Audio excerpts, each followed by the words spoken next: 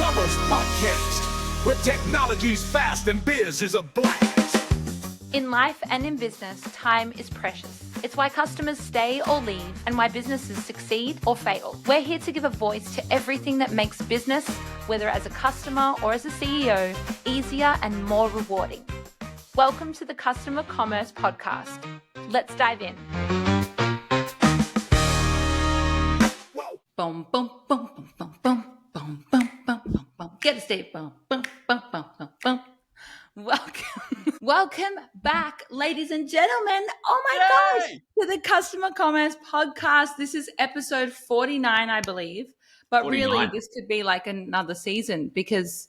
Season 2. Yeah, because we've had such a break. We need a recap from last week. Since you last one. We've been... There's a lot happening, okay? There's a lot. The world is crazy as normal. And it is going ballistic right now. Right? Yeah. But we're doing well, aren't we? Do you have any updates you want to share? Jesus. Yeah. I mean, Store Connect is just exploding. We've got... Anyway, watch this space. It really is growing rapidly. We just did a tech in government event. I was over in New Zealand at the Kiwi Dreaming event. We're about to be in San Francisco for Dreamforce. It's just one thing after another. We're getting a whole bunch of reviews coming in. We've got case studies happening. We've got client sites going live. Partners calling me and saying, by the way, we just submitted you to an RFP. And I'm like, you what? You know, it's... What's an RFP for those? Request for proposal. It's where a client's like, hey, we want a solution. And we've had Store Connect partners just, submit Store Connect without us knowing that we're in the running, right? So the next step on that is we need to get told that we won without knowing we were running. So that's the next level. Ooh, I like that. But yeah, it's getting there. It's really taking off. And with all that stuff happening and me bouncing all over the place, off to America in a few days, and then I'm back for I'm off to America for I think 2 or 3 weeks. Then I'm back for 3 weeks, and I'm back to America for 3 weeks, and I'm back for 3 weeks, and I'm back to America for 2 weeks. Okay, you're like Eminem right now. Guess who's back again? Yeah. I wanted to do a little one-on-one with you. We've had a bunch of guests over the last... A one-on-one potty, exactly. I want to see if we can do little 10-minute, 15-minute potty nuggets, but just you and I, because your life is very fascinating. In my opinion, I mean, I see I see some part internally in the team, but I think there's just so much sameness on LinkedIn and with the whole entrepreneur lifestyle, and it's glamorized, and there's a lot of like the vlogging, the behind the scenes, but even that is glamorized. Does that make sense? So people are going, this is what is behind the scenes. But you're like, really? Are you doing that morning routine every single morning? Is that really a day in the life? Right. Roll out of bed, struggle to the shower, make it for the 4:30 a.m. call, finish the last phone call at 9 p.m., struggle back into bed. It's, I don't know, it's a lifestyle. I watched recently Diary of a CEO with Kevin O'Leary, I think is his name. Is that the guy from the Shark Tank? Yeah. Yeah, I watched that too. It's a great episode. And he says in that if you want to start something great, work-life balance is bullshit. I think that's the exact quote. And he said, find a marital partner that can understand that, because you're going to be away for like 5 years. You're just going to be in a crazy schedule. Now, I'm hoping to compress that a little bit, but my wife is really the only reason I can do this to this level, because she does things to enable me to focus on this. And it really is interesting trying to do a startup like this at my stage in life. I'm not 20, so I've got commitments. I've got a 7-year-old daughter, and I've got social things that I commit to and religious things I commit to and all sorts of things. So there's a level of activity that you just have to suck it up. But at the same time, I wouldn't trade it for anything. I don't know if I'm in control of my future 100%. I'd like to think that I am, but having that responsibility and that weight gives you a reason to get up in the morning. You've got 50, 100, however many staff you've got, house mortgages sitting on your head. You have to make the company work, and you've got to keep expanding it. And sometimes it goes in the bad direction. You have to make some tough calls, and that sucks. It's the worst part of the whole business. And sometimes it goes really good, and you have to say, well done, team. You did all the work, and that's true. So, it's a really interesting world to live in. It's got very, very high highs and very, very low lows. And you're very rarely in the middle. You're either up here on an email, and then the next email comes in and you're right down, and then it's just a roller coaster. Wow. It's crazy. If you love it, it's fun. If you don't, awkward.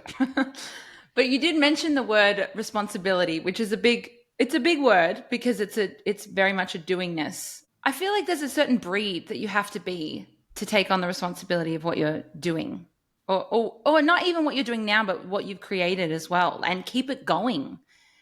I don't know what the breed is. I think to be an entrepreneur or to run a business, I firmly believe you have to be insane to a degree. And I say that with all love, right? Business owners are bringing about something that does not otherwise exist. So the thing that they're creating only exists in their head. And their job is to convince everyone around them that that thing exists, and it's worth supporting, and it's worth expanding, and it will come to fruition, right? Mm-hmm.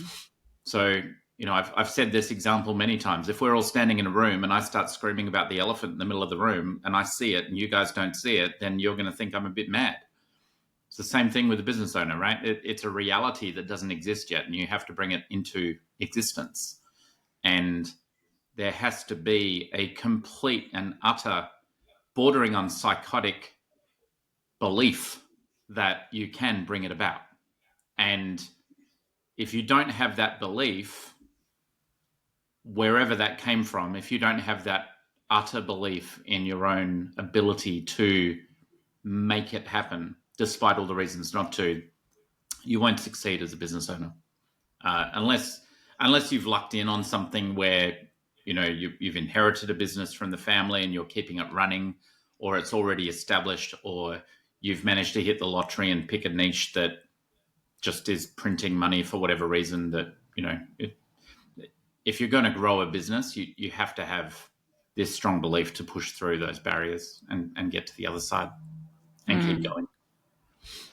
Some of the stories that I've gone through, my EA even, who works very, very closely with me, she, quite often will say, I don't know how you keep waking up in the morning sometimes, how are you not sort of curled up in the ball in the corner of the room? And it's a really interesting business. And it makes it, if there wasn't pain, it wouldn't be exciting to be successful. You sort of got to go through the blood, sweat and tears stage to know that you've done something. Things aren't really real until you get to that stage. So that's what I feel anyway. I want to get a little bit more in your head in terms of daily what you see, because you run, a company that deals with customer commerce, and that's our whole purpose, is to make that actually real, that other businesses can have that and customers can have that. Customers can have businesses that really give a shit about them. You're very active on LinkedIn, and because of that, I see your posts come up all the time. I copy and paste these little things that I'm like, I reckon Michael wants to talk a little bit more about this. Oh, okay. So, that's going to be interesting. Right. So the one that I think this is a few weeks ago, but you posted a photo, which I'll attach here, but you were staying at a hotel. You had to pay for water if you were not an elite member. It was complimentary if you were an elite member, but you had to pay. But was only complimentary on the first night if you're an elite member. What the hell? It was so ridiculous. Yeah, anyway. Okay, so to break that down, because you also mentioned that you paid $3,000 USD for the room for however many nights. Yeah, I was there for quite a long time. Yeah. What's missing there? It's just a total disconnect on reality. It really blew me away. And there's rooms over there as well where the the bottles of water are billed, and they're not like $1 a bottle either. They're $5 each, sort of thing.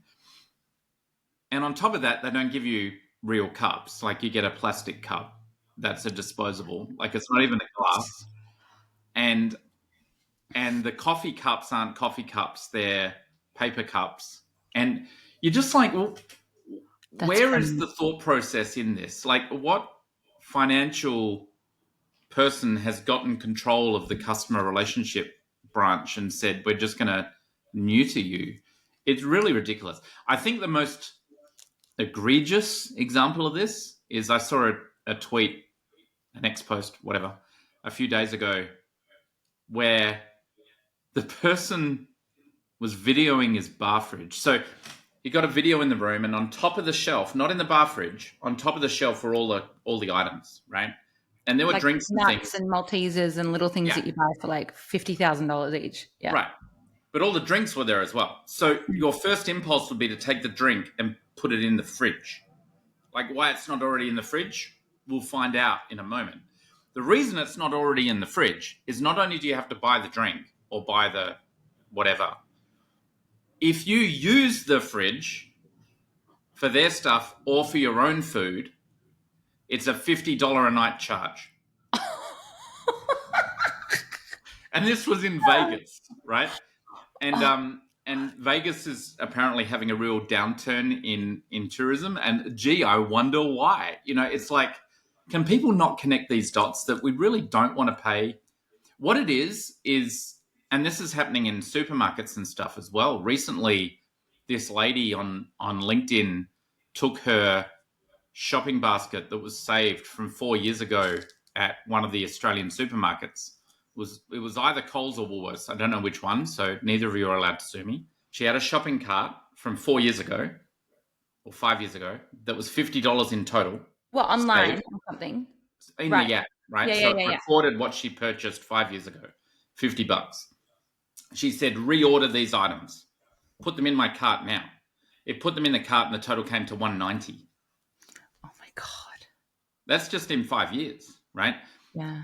What happened with COVID is all the CFOs in the world, and I hate to harp on them, but all of the financial people and the ones after profit for shareholders and things like this twigged on to the fact that price is actually a bit inflexible. Like quite, the people's desire to eat is higher than their desire to save a few dollars. Mm.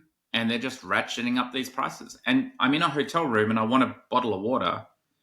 And I'm sitting there going, okay, this is extortion. I want a bottle of water. My choices are drink that water and pay $5, or walk downstairs, walk out the front, turn the corner, go to the 7-Eleven, pick up 5 waters for $5 and carry them back. I'll just pay for it and just go for it. But it's just stupid. Like, I'm probably only going to drink 1 or 2 bottles of water in my entire stay while I'm there. That's $3 of cost, maybe $2 of cost to the hotel. And these are the things that are starting to really irk a lot of people, I think. The not being able to influence that. Because once you're in the hotel room, you can't change. Mm. If I go downstairs and say, actually, I don't want to be here anymore, they go, fine, we'll just bill you for the last 3 days and here's your cancellation fee and what have you. And you go to another hotel and they're doing the same thing anyway. It's like, this is just ridiculous. I really think, I said this a little earlier in another video that I did yesterday, I think. The value of human interaction is going to go through the roof.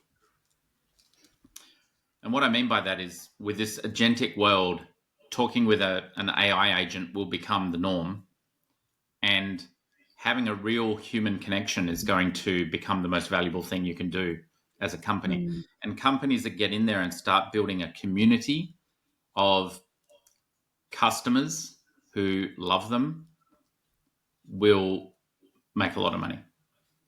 Yeah, but that takes work, right? Lots. It's not as fast as the AI in a way. No. And this is true of all technology.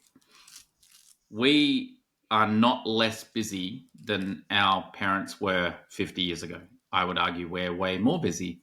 We'd probably do a lot more work in a day. We have a lot more activity happening. You go home, you've still got the email. You don't finish work as simply anymore. Yeah. It used to be you finish work, you go home and you were with the family for the evening. That doesn't happen so much anymore.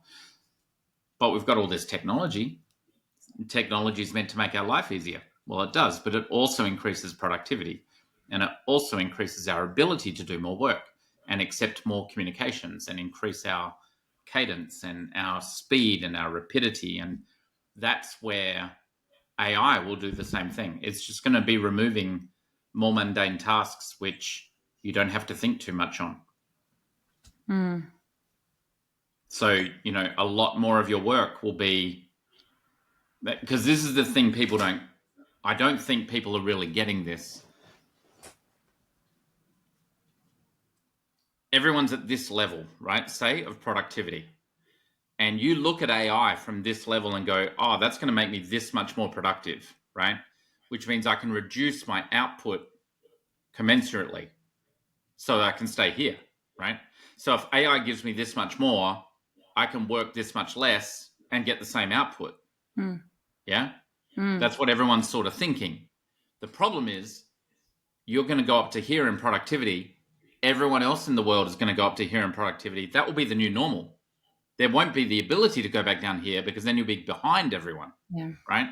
So this is a thing that I think is going to be very interesting on how it comes and what plays out. And I think the difference there is going to be the humanity. If you can establish a community, create a group of people that are invested in what you do and how you do it and things like that, that's going to be fantastic. I mean, that's what we try and do at Store Connect, for example. We've got all of our training programs and our partner programs, and we're really trying to create this group of people that all love the product, and it helps them achieve their goals. And yeah, it's also just like we have control no matter what. Yeah, exactly. We're not relying, like it's a tool. You're not dependent on it. Yeah. But it's a tool. It's funny because I saw another LinkedIn post a while back around the fact that right now we have lots of tools. I mean, you can pay for the premium version, but a lot of AI is free right now. Yep. And that might not be the case in a few years.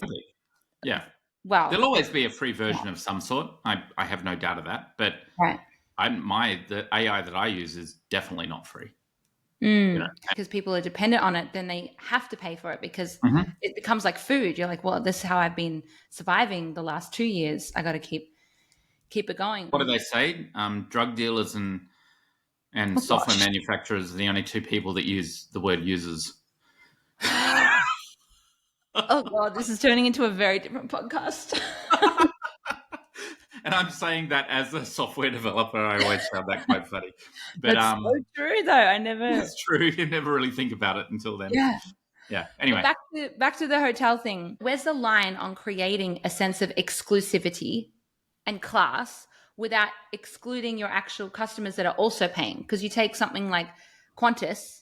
I'm a frequent flyer, but I'm not gold. I don't like, Yeah.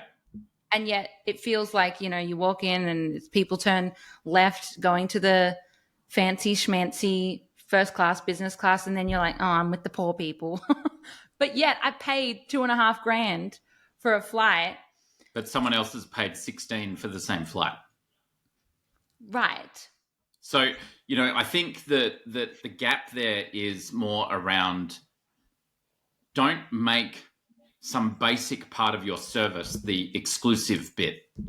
Like if I'm the amount of money that I would have to spend to get gold status with this hotel, right, is like ridiculous. It's $30,000. And you're telling me that for my $30,000 I get a bottle of water. One on the first night only. Like, that is insulting, right? That I would not be putting basic amenities into the exclusivity thing of your membership. It's ridiculous. It's just like a totally misaligned thing. Make the exclusivity thing be, I don't know, someone knows I'm arriving and meets me at the door and says, thank you for being a member. And by the way, we've already gotten your food preference and we've organized the soft pillow for your bed or whatever, right? Have that as the exclusivity thing, that I visit you so much that you get to know me. And that is, when you look at it, what exclusive membership used to be. You would go to the country club or whatever it is, and you went there so often that they knew who you were and that they would cater to you. I have this at some hotels that I go to, that they know me so well that when I get there, there's already a kettle in my room so I can make like a night drink that I have, because they just know that I always ask for it. Now, is that gated behind some exclusive membership fee? No, but they just know me because I've been there so often, right? Or there's a microwave in my room as well. Like that, it just gets handled. I don't even have to think about it, right? That's where, and obviously that doesn't scale. I can accept that as well, to a degree. It doesn't scale to like Qantas level, from frequent flyer. But the exclusive stuff I get from Qantas, from all of my flying, relates to people meeting me and greeting me by my name and getting me into, making sure that there's a table if I want to eat, or things like this, right? It's not, well, you can have a bottle of water. And I think that's where the stupidity of it's coming in there. Here's the thing. Who in their right mind really believes that when I see that and I go, oh, if I become a Gold Elite member, I get a free bottle of water on my first night.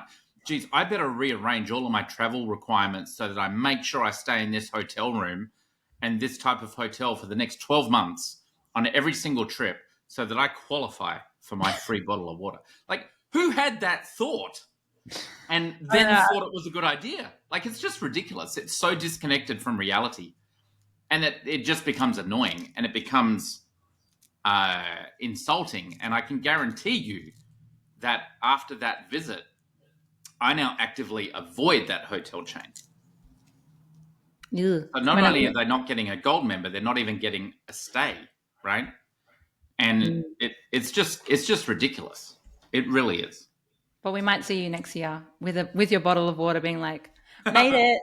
Made it. I'm a gold status. It really is silly. And this is where I think loyalty programs get out of hand. They become only about money making. And I think that is a primary mistake of loyalty programs.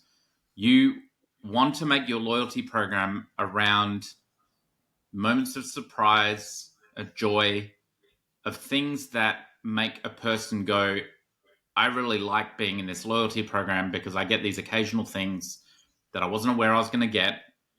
And that's really nice. Of course, I still have some loyalty stuff. But by doing that, you end up getting more money anyway, right? But you can't have the motivation can't only be money. It has to be building loyalty. And you build loyalty by doing gifts. Like, I had a situation with a vendor of ours recently. I needed something done. I got it done. They made a slight mistake. They called me up 2 days later and said, hey, we're not going to bill you at all for that. It was our mistake. We're handling it. And I went, wow, I did not expect that. I got a service. It was delivered correctly in the end. There was no real problem. It was like half an hour of my time that got wasted. And it was more like, I actually said, really? No, I was partially to blame. But do you see, instead of it becoming the client, the vendor's problem, I started taking ownership of the problem. Who am I going to next time? Them. 100%. Yeah. Which comes back to that word, responsibility. Responsibility. You've got to take that responsibility. That's right. Yeah. And those that can even go, you know what, I'm going to take the full responsibility. Let us fix it fully. And even the person's like, no, but I want to, but no. But I should have helped. Yeah, that's right. We had that with a client recently. We had a partner build a Store Connect website for a client, and it went bad. We had been paid nothing to develop the site, but we went in there and just fixed it. And as a result, we get the case study, the partner doesn't. So, it's really interesting how it all plays out. Yeah. Well, I had so much more we were going to talk about, but I just knew I needed like one topic and then you'd be on a roll. So hopefully we can get you even next week when you're up in the plane, maybe when you're on the plane. Should we try that? I don't know how all my guests and fellow passengers will appreciate it, but yeah. Yeah, you'll be why like, not? I'll do a sign language loyalty, one. loyalty. That's right. Do you have any last words of wisdom? Any last Be nuggets? human. Be human. I still got to get my book actually launched. It's the longest running book that hasn't launched yet. But anyway, it is still the first chapter. Be human. Get in there. And that's really important. Just work out how you can use AI to increase community and increase engagement and increase communication with your fellow humans. And that will work wonders. Love it. All right. Michael Lindsay, thank you very much. Thank you, Listeners, ma'am. thank you for doing the job of listening. And we're going to try and see you next week, okay? I'm going to try and make that happen. Let's make it happen. Good, Okay. good. All right. Yeah. Bye, all. Thanks for joining us today. We hope you had an awesome time leaving you with ideas on how to improve your business and wow customers. If you'd like to leave a real customer's story, head to the link in our show notes and cuss away. Love the show? Please subscribe and leave a review because that enables us to help more businesses in building real relationships with customers and grow more rapidly. See you next time.